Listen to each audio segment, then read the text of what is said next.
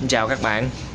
Video clip ngày hôm nay mình muốn giới thiệu tới các bạn dòng máy khoan pin Bana Nation EZ6813 hàng nội địa Nhật đã qua sử dụng.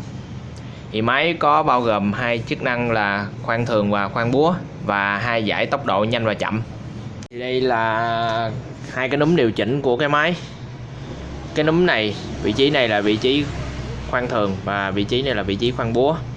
Ở đây là dải tốc độ thấp, đây là dải tốc độ cao.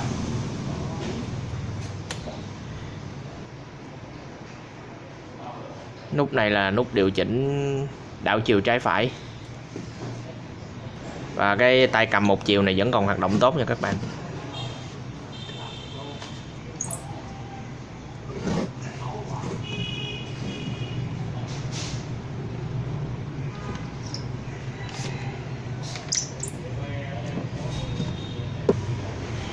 Rồi thì khi mà mình muốn tháo cục pin á, mình chỉ cần đè cái miếng chặn xuống, đè miếng chặn xuống rồi mình móc cái lẫy về, rồi miếng chặn nó bung ra.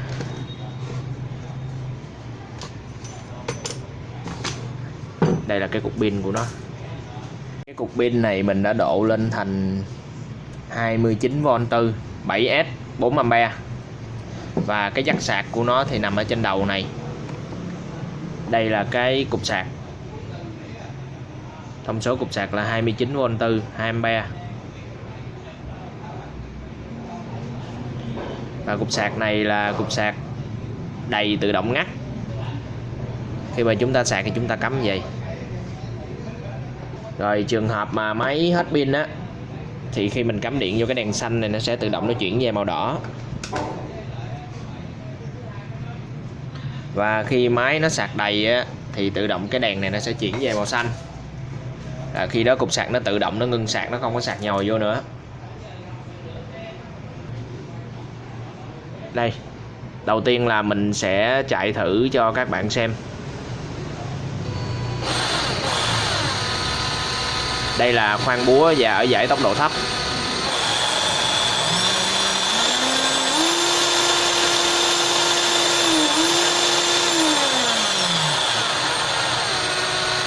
Điều tốc của máy vẫn còn hoạt động được nha các bạn. Đây là mình chuyển qua tốc độ cao.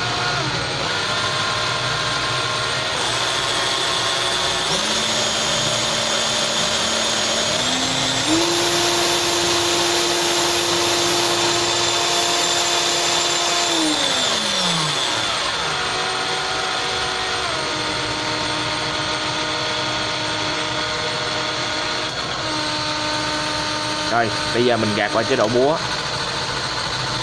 Búa tốc độ thấp.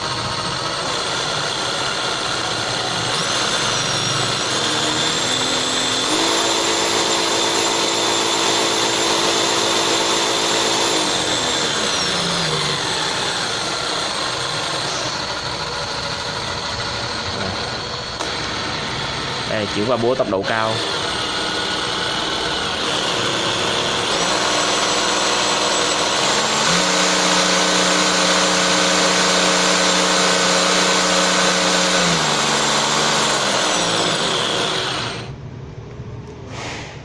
Bây giờ mình sẽ thử máy ở tốc độ thấp với mũi 8 ly các bạn xem.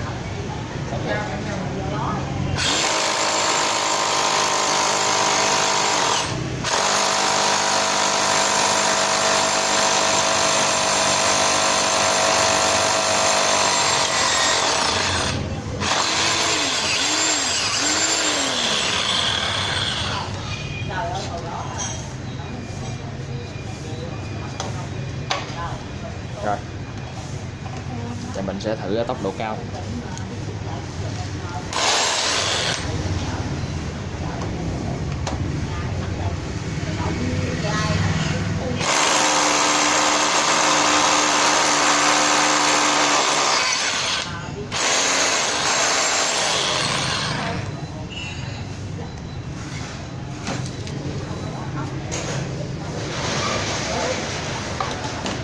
Rồi,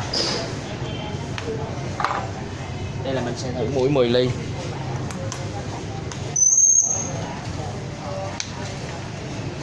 Trước tiên mình thử tốc độ thấp.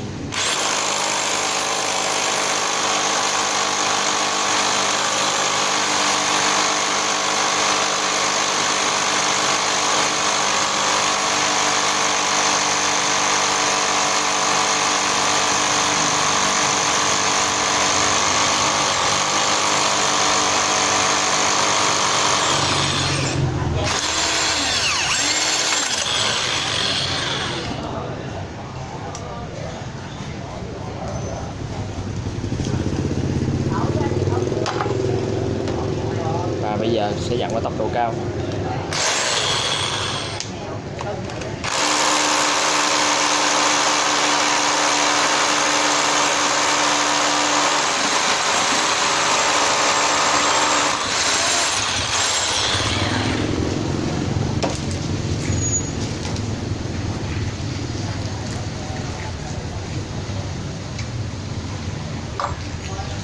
Thì giá máy này là 2,4 triệu, bao gồm thân máy, pin với sạc. Pin thì mình bảo hành cho các bạn 3 tháng, còn sạc bảo hành 1 tháng. Giá 2,4 triệu này là mình bán bộ nhưng mình không xé lẻ ra bán nha các bạn. Mình kết thúc video clip tại đây. Cảm ơn các bạn đã theo dõi video clip. Xin chào và hẹn gặp lại trong video clip tiếp theo.